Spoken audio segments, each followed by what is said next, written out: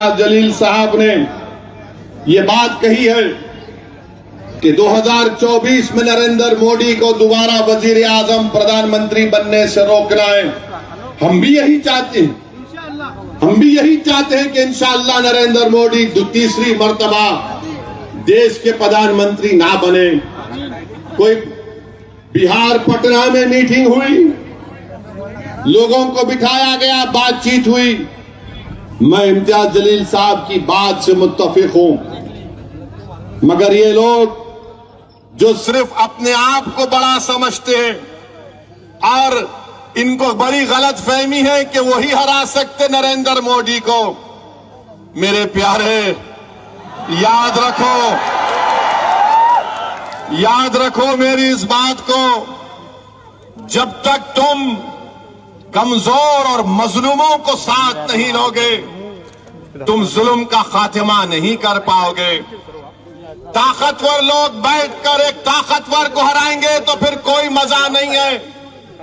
अरे तुमको उसको साथ लेना पड़ेगा जिसके बेटे को मार मार कर उसका वीडियो बनाकर उसका कत्ल कर दिया गया। तुमको उस मां को साथ लेना पड़ेगा जिसके बेटे को जिंदा जला दिया गया। तुमको उस परिवार को साथ लेना पड़ेगा जिसका बेटा, जिसका भाई 4-4 साल से जेल में सड़ रहा है। तुमको उसको अपने साथ लेना पड़ेगा जिसको मजहब के नाम पर दबाया और कुचला जाता है। अरे ताकतवर लोग बैठकर कुछ भी कर ले, जब तक तुम मजलूम को साथ नहीं लोगे, जिसका पेट खाली है, जिसके सर पर निशानात हैं जालिम के जुल्म के, जिसकी कहानियां हैं जुल्म की उनके घरों में, अगर तुम उनको साथ नहीं लोगे तो सिर्फ तुम्हारी बात रह जाएगी, अल्फाज खाली रहेंगे। आओ बताओ, अगर तुम जालिम से मुकाबला करना चाहते हो, बताओ अगर तुम इस मुल्क में वो संविधान जिसको बाबा साहब अम्बेडकर ने ये कहा था लिबर्टी, इक्वालिटी, फ्रेटर्निटी, जस्टिस को कायम करना चाहते हो, अगर तुम वो संविधान जिसमें बाबा साहब ने राइट टू लाइफ और राइट टू इक्वालिटी का संविधान में फंडामेंटल राइट बनाया, अगर तुम कल्चर को मानते हो जो आर्टिकल 29 का है, अगर तुम वाकई में मुखलिस हो तो हम हाथ बढ़ाते हैं तुम्हारे साथ हाथ मिलाने के लिए। मगर अगर तुम ये समझ रहे हो कि तुम्हारे बैठने से, तुम्हारे मिलने से, तुम्हारे बोलने से सब चीज हो जाएगी, तो नहीं होगा। अरे सबसे बड़ा जुल्म किसी पर हुआ तो मुसलमानों पर, दलितों पर, आदिवासियों पर। अरे तुम कौन हो बताओ? तुमको देखकर ऐसा नजर आता है कि ताकतवर लोग बैठे हुए हैं, जिसको अंग्रेजी में कहते हैं एलिटिस्ट लोग बैठे हैं। वहां पर कमजोर मजलूम नजर नहीं आता। तुम्हारा नुकसान तो यह हुआ कि तुम्हारे हाथ से महाराष्ट्र की मुख्यमंत्रीशिप चले गई। तुम्हारा नुकसान यह हुआ कि तुमको ईडी का तुम पर केस हो गया। तुम्हारा नुकसान तो यह है कि तुम्हारे लोग परेशान हैं। अरे कभी तुमने ये भी तो सोचा कि मेरी शनाख्त आज खतरे में आ गई, मेरी पहचान खतरे में आ गई, मेरे नौजवानों का मुस्तकबिल खतरे में आ गया, मेरा हिजाब उसको खतरा बना दिया गया, मेरा हलाल गोश्त मुल्क के लिए खतरा बना दिया गया, मेरी मस्जिद से अज़ान को खतरा बना दिया गया। अरे तुम्हारा क्या नुकसान हुआ? मगर अल्हम्दुलिल्लाह हम ठहरे हुए हैं, एक शीशा पिलाई हुई दीवार की तरह ठहरे हुए हैं। इन सबको देख रहे हैं, इन सबको देख रहे हैं, और हमारी जबान से क्या निकलता? हस्बुनल्लाह व निअमल वकील, हस्बुनल्लाह व निअमल वकील, हस्बुनल्लाह व निअमल वकील। तो अगर ये आपकी सोच होगी तो बराबर हम तैयार हैं। मगर अगर आप ये समझेंगे कि 16 चौधरियां बैठकर एक बड़े चौधरी से मुकाबला करेंगे तो नहीं होगा। तो हम आपसे बताना चाहते हैं इखलास की बुनियाद पर बातचीत होगी तो हम समझ सकते हैं। अच्छा ये बताओ आप कि इम्तियाज जलील है, बीजेपी और संघ परिवार को 21 साल से औरंगाबाद की पार्लियामेंट की सीट, जो औरंगाबाद के पार्लियामेंट के इलाके में कोई विकास डेवलपमेंट नहीं होता था, कुछ नहीं होता था। औरंगाबाद की आवाम को मैं लाखों सलाम करता हूं, चाहे हमारे हिंदू भाई हो, मुसलमान भाई हो, दलित भाई हो, हमारी खवातीन को, गयूर नौजवानों को, सिख भाइयों को, हमारे तमाम लोगों को उन्होंने कहा कि नहीं अब बहुत हो गया, अब औरंगाबाद को इम्तियाज की जरूरत है और इम्तियाज को कामयाब कर दिया। आपने क्या हराया? हम हराए? तुम क्या हराए? तो मेरे अजीज दोस्तों और बुजुर्गों, तीसरी बात यह है, तीसरी बात सुनिए अभी, तीसरी बात यह है, नहीं सुनो सुनो, हाँ रहेंगे आप सुनिए ऐसा नहीं, सुनिए हमारी बात को। आप तकरीर करना चाह रहे तो आओ यहाँ पे, आओ कर दे। हाँ आप तुम बोलेंगे यहाँ के ठहरना पड़ेगा तुम्हारे, 10 बजे तक भड़काऊ भाषण देना पड़ेगा। खामोश। अब तीसरी बात यह है, महाराष्ट्र में उद्धव ठाकरे की हुकूमत थी, उद्धव ठाकरे मुख्यमंत्री थे, शिवसेना सेकुलर है। आप सेकुलर मानते शिवसेना को? कितने सेकुलर ने मानते? हाथ उठाओ। उधर पीछे ने उठा रहे, डर रहे क्या आप?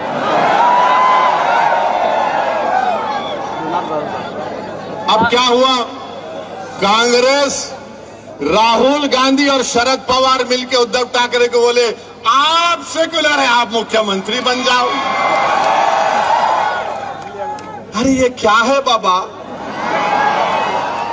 क्या हमारे कान में फूल है या तुम हमको मुंह में चॉकलेट दे रहे? उनको मुख्यमंत्री बना दिए और हमारे जो सरकारी मुसलमान है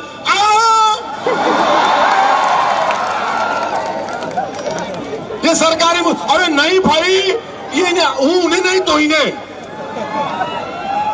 अरे ये कौन सी बात हुई? मैं मर्द नहीं, मेरा भाई मर्द बोल तो कैसा?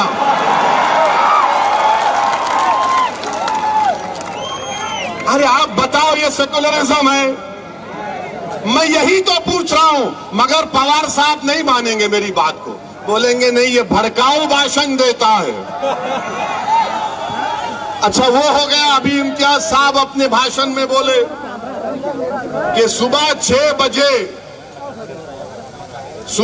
बजे अजीत पवार और देवेंद्र फडणवीस अचानक निकाह कर लिए। अच्छा निकाह करे करे शरद पवार साहिब को नहीं मालूम, भतीजा निकाह कर लिया, वलीमा नहीं हुआ, हुकूमत खत्म हो गई। वलीमा मालूम ना मालूम, अब ज्यादा नहीं बोलना, नहीं तो लोग बोलेंगे इन्हें उधर लेके जा रहे। अब कौन जिम्मेदार उसका? मैं जिम्मेदार। अब आप बताइए कि ये मामलात है। अच्छा ये लोग बोलते हैं कि नहीं मुसलमान हमको वोट देना, वोट देना आपका इख्तियार है, दलित वोट देना उसका इख्तियार है, हमारे दलित भाइयों का।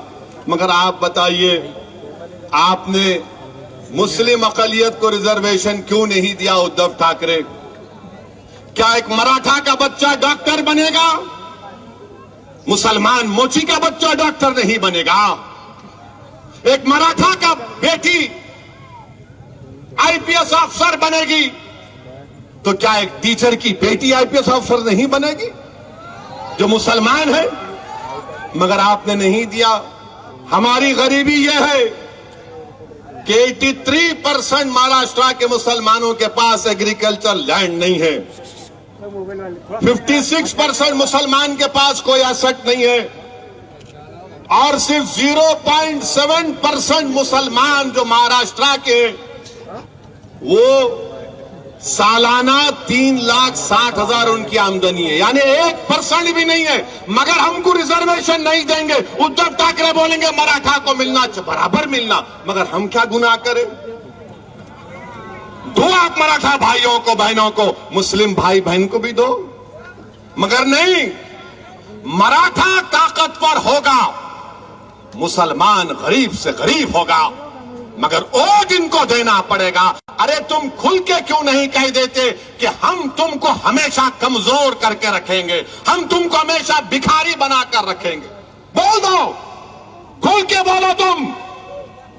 तुम मुसलमान का वोट चाहते मगर रिजर्वेशन नहीं देते। शरद पवार साहिब, राहुल गांधी क्यों नहीं देते? नहीं, अगर देंगे तो हिंदू वोट बीजेपी को चला जाएगा। अरे वोट की बात नहीं हो रही है, इंसाफ की बात हो रही है। इंसाफ जब करोगे तो मजहब को छोड़ना पड़ेगा। इंसाफ मजलूम से होना चाहिए, कमजोर से पहले होना चाहिए, मगर उसके बाद नहीं करते। आपको मालूम, पिछले साल 2021-22 में पूरे मुल्क में 1,80,000 मुस्लिम बच्चे हायर एजुकेशन से निकल गए। उसका 10% महाराष्ट्र का ताल्लुक है। इस पे कोई बात नहीं करेगा। मेरे अजीज दोस्तों और बुजुर्गों, अब महाराष्ट्र में यहां पर 2-in-1 की सरकार है। 2-in-1 है, शिंदे फडणवीस। पहले 3-in-1 था, पहले शरद पवार, राहुल गांधी और उद्धव ठाकरे। 3-in-1, अब 2-in-1।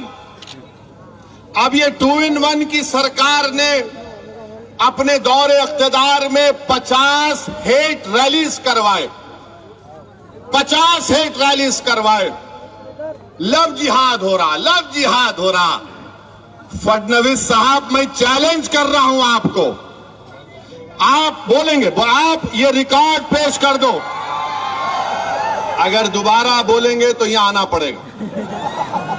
आप रिकॉर्ड पेश कर दो कि कितने लव जिहाद हुए हैं। और फडणवीस साहब, मैं तुमको चैलेंज कर रहा हूं, तुमको, शिंदे को, आरएसएस के भगवत को, तुम हमको ये बता दो, हमको ये बता दो कि लव जिहाद का डेफिनेशन क्या है? किसको लव जिहाद बोलते बताओ, डिफाइन करो। तुम नहीं कर सकते। और नतीजा क्या हुआ? कोल्हापुर, अकोला, जलगांव, अहमदनगर जो मैंने जिक्र किया, ये सब तमाशे हुए। हम महाराष्ट्र की हुकूमत से, महाराष्ट्र के ब्यूरोक्रेसी से, पुलिस डिपार्टमेंट से ये कह रहे हैं कि आप सरकार की बातों में मत आओ, महाराष्ट्र के पीस को मेंटेन करो। आप सरकार को खुश करने के लिए आईपीसी इस्तेमाल मत करो। आप जो एक्यूज्ड हैं उनके खिलाफ इस्तेमाल करो। अमन जरूरी है। सरकारें आएंगी और चले जाएंगी। हम उम्मीद करते कि महाराष्ट्र के आला पुलिस ओहदेदार अपनी जिम्मेदारी को निभाएंगे। मेरे अजीज दोस्तों और बुजुर्गों, फिर हम ये भी देखते हैं कि हमारे वजीर आजम अमेरिका गए, वजीर आजम अमेरिका गए, हमको उस पर कोई एतराज नहीं है। हम भी चाहते हैं कि भारत, इंडिया और यूएसए के ताल्लुकात और अच्छे हों। अब तो हम स्ट्रेटेजिक पार्टनर हैं। अब तो हम एग्रीमेंट्स में शेयर्ड वैल्यूज का जिक्र करते हैं। मगर हमारे वजीर आजम जब अमेरिका में थे तो दो बातों का मुझे बड़ा एतराज है। उमूमन अगर कोई मुल्क का वजीर आजम फॉरेन टूर पर जाता है, उस पर तबसरा करना ठीक नहीं है। मगर वजीर आजम प्रधानमंत्री मोदी, मैं मजबूर हूं आपकी बात को यहां पर रखने के लिए। एक ये कि नरेंद्र मोदी ने पहली प्रेस कॉन्फ्रेंस 9 साल में मीडिया के सामने आकर की 9 साल में कोई मीडिया उनसे सवाल नहीं कर सकता था, कोई मीडिया के लोग नहीं। हां, वो एक सिलेक्टेड मीडिया का ग्रुप है। जैसा एक इंटरव्यू लेने वाले पूछा, मोदी जी आपको आम पसंद है, काटने के पसंद है या चूसने के पसंद है? अबे क्या तो अभी भी इतना बुढ़ा हो के दूध निप्पल से पीता? फिर एक रिपोर्टर पूछे, आप अपने जेब में बटुआ रखते, कहीं को तेरे को धिंगाना होना, समझ नहीं। मगर वहां की एक रिपोर्टर ने, वॉल स्ट्रीट जर्नल के एक रिपोर्टर ने भारत के वजीर आजम से जो सवाल किया, देश के प्रधानमंत्री, मुझे बड़ी तकलीफ हुई, बड़ी पीड़ा हुई कि इस तरह से आपसे सवाल किया गया कि आप 9 साल से भारत के वजीर आजम प्रधानमंत्री हैं, 300 एमपी आपके पास हैं, और आपसे सवाल करने वाला ये सवाल करता है कि क्या आप भारत के मुसलमानों के लिए, भारत के मुसलमानों के लिए उनकी तकलीफ को दूर करने के लिए आप क्या काम करेंगे, और फ्रीडम ऑफ एक्सप्रेशन के लिए आप क्या करेंगे? देश के प्रधानमंत्री, मैं खुश होता अगर आपसे सवाल होता कि आप उस देश से आते हैं जहां पर 50% आबादी भारत की 28 साल के नौजवानों पर मुश्तमिल है। मैं खुश होता इस बात से कि अगर रिपोर्टर आपसे सवाल करती कि बताइए मेक इन इंडिया में आपने क्या क्या बनाया। मैं खुश होता अगर रिपोर्टर आपसे पूछती कि क्या आपने 5 ट्रिलियन इकोनॉमी के उस टारगेट को हासिल कर लिया। मैं खुश होता अगर उस फॉरेन रिपोर्टर आपसे बोलती कि भारत में इन्फ्लेशन कम करने के लिए आपने क्या किया। मैं खुश होता अगर रिपोर्टर आपसे पूछती कि पूरी दुनिया में सबसे ज्यादा बेरोजगार अगर नौजवान है तो भारत में उसकी बेरोजगारी के लिए आप क्या किए। मगर उस रिपोर्टर ने 9 साल के वजीर आजम, 300 एमपी रखने वाले वजीर आजम से पूछा, मुसलमानों की तकलीफ को दूर करने के लिए आप क्या कर रहे हैं, फ्रीडम ऑफ एक्सप्रेशन के लिए क्या कर रहे हैं। तो हमारे वजीर आजम ने कह दिया कि हमारे डीएनए में डेमोक्रेसी है, डिस्क्रिमिनेशन नहीं है। प्रधानमंत्री, सच्चाई को मैं अब बयान कर रहा हूं। क्या मणिपुर में 300 चर्चिस को जला दिया गया, क्या वो डिस्क्रिमिनेशन नहीं है? 300 चर्चिस मणिपुर में जला दिए गए। क्या उत्तरकाशी में मुसलमानों से नहीं कहा गया कि छोड़कर भाग जाओ, तुम्हारा बायकॉट किया जाएगा? ये डिस्क्रिमिनेशन नहीं है। वजीर आजम, क्या आपका दिल्ली के एमपी ने नहीं कहा कि मुसलमानों से कोई खरीदो फरोख्त मत करो, क्या ये डिस्क्रिमिनेशन नहीं है? वजीर आजम, क्या आपने CAA का कानून मजहब की बुनियाद पर नहीं बनाया, क्या ये डिस्क्रिमिनेशन नहीं है? माइनॉरिटी वेलफेयर का बजट आपने 40% कम कर दिया, क्या ये डिस्क्रिमिनेशन नहीं है? आपने मौलाना आजाद फेलोशिप को खत्म कर दिया अल्पसंख्यक समाज के लिए। अब कोई मुसलमान बच्चा फेलोशिप और PhD नहीं कर पाएगा, क्या ये डिस्क्रिमिनेशन नहीं है? प्रधानमंत्री, डिस्क्रिमिनेशन यही भी है कि आपके 306 एमपी में एक मुसलमान एमपी नहीं। डिस्क्रिमिनेशन यह भी है कि आपके पास एक मुस्लिम मिनिस्टर नहीं। बताओ प्रधानमंत्री, फिर आपने ये क्यों कहा? ये मुझे बड़ी तकलीफ हुई कि आप से इस तरह का सवाल वॉल स्ट्रीट जर्नल के जर्नलिस्ट ने कर दिया। हम तो उम्मीद करेंगे कि भारत के जर्नलिस्ट भी पप्पा जी से इस तरह का सवाल करेंगे। करेंगे नहीं करेंगे नहीं मालूम, मगर अफसोस हुआ देश के प्रधानमंत्री, आपसे इस तरह का सवाल हुआ।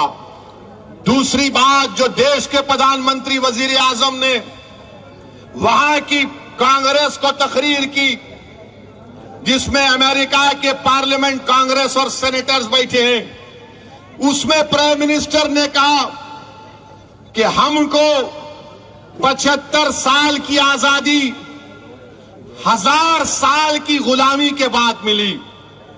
देश के प्रधानमंत्री, आप क्यों ये झूठ बोलते हैं कि 75 साल की आजादी 1000 साल की गुलामी के बाद आप बोलते मिली है?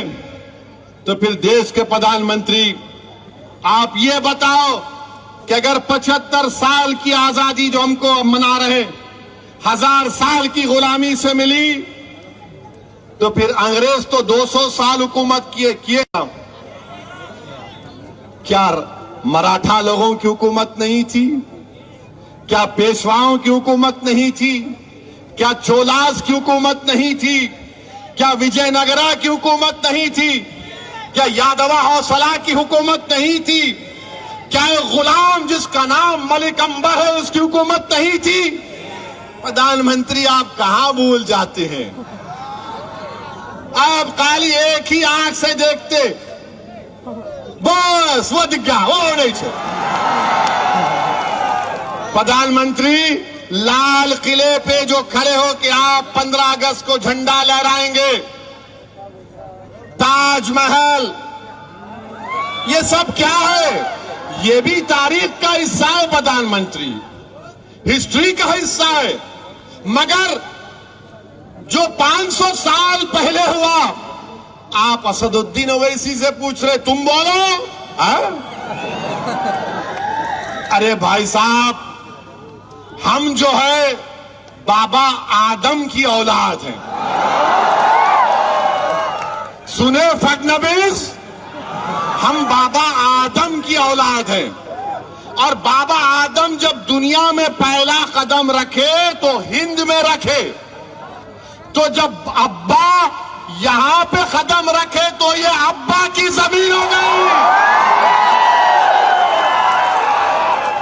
ये अब्बा की जमीन है। तो अब्बा की जमीन से अब कोई निकलने वाला नहीं है। हम सब लोग आदम की औलाद हैं। किसकी औलाद है? बाबा आदम, हमारे अब्बा, डैडी, पापा, अब्बू, बस ये समझना है।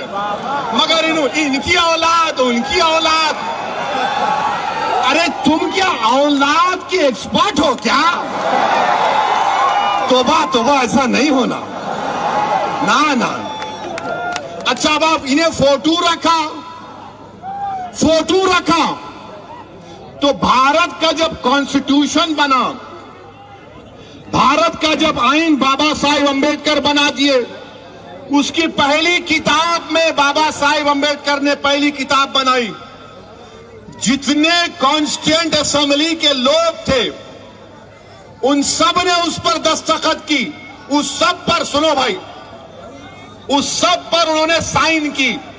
बड़े बड़े लोग जिन्होंने इस मुल्क को आईन दिया, जो कॉन्स्टिट्यूएंट असेंबली में जो लोग बैठे थे, उनका दिमाग, उनकी सोच, उनकी फिक्र, उनकी कुर्बानी नरेंद्र मोदी से बड़ी थी, हर एक से, ओवैसी से बड़ी थी। उस पहली किताब में सबके फोटोज है, उसमें टीपू की भी फोटो है।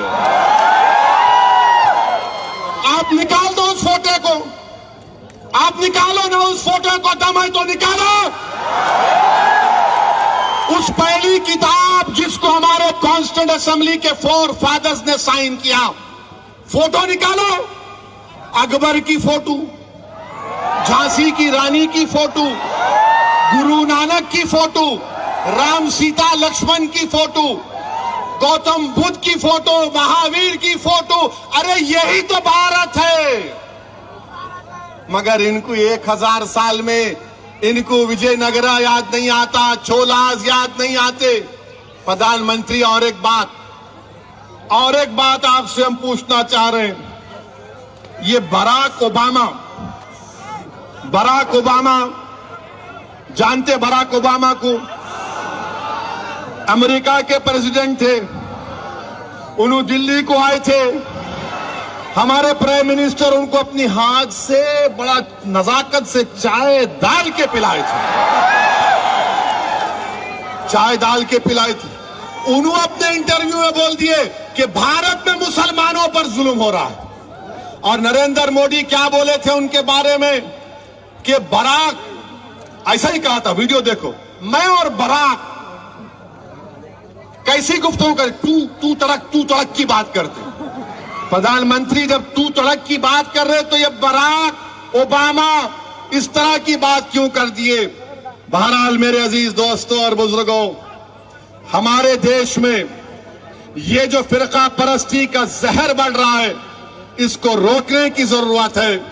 मेरी आपसे गुजारिश है कि पुरअमन रहिए मगर बुज़दिल मत रहिए।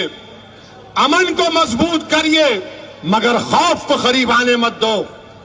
अमन को मजबूत करो मगर हालात से समझौता मत करो। अमन को मजबूत करो मगर अपनी जमहूरी लड़ाई को जारी रखो। तुम्हारे करीब ना डर आना चाहिए, तुम्हारे करीब ना यह गैर यकीनी कैफियत आना चाहिए। हिम्मतों को बुलंद रखो। ये भारत हमारा है। हम यहां पर बाबा आदम के जमाने से रह रहे हैं, बाबा आदम के जमाने से रह रहे हैं और सुबह कयामत तक रहेंगे इंशाअल्लाह ताला। सुबह कयामत तक रहेंगे, डरेंगे नहीं। संविधान के मुताबिक अपने दीन पर चलेंगे, अपने मस्जिदों को आबाद रखेंगे, यूनिफॉर्म सिविल कोड को कबूल नहीं करेंगे। हम अपने मजहब पर, कल्चर की हिफाजत आर्टिकल 29 हमको देता है, हम उस पर चलते हैं। अभी खाली 10% बोला हूं, जब इलेक्शन होगा और 20% बोलूंगा।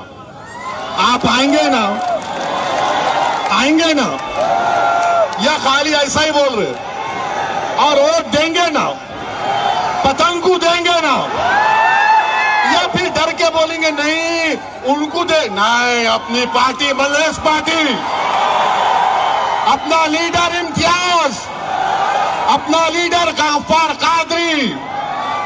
जब सब लोग अपने अपने लीडर को बना लिए, तुम भी लीडर बनो। बहुत बहुत शुक्रिया आपका। सलाम अलैकुम व रहमतुल्लाह।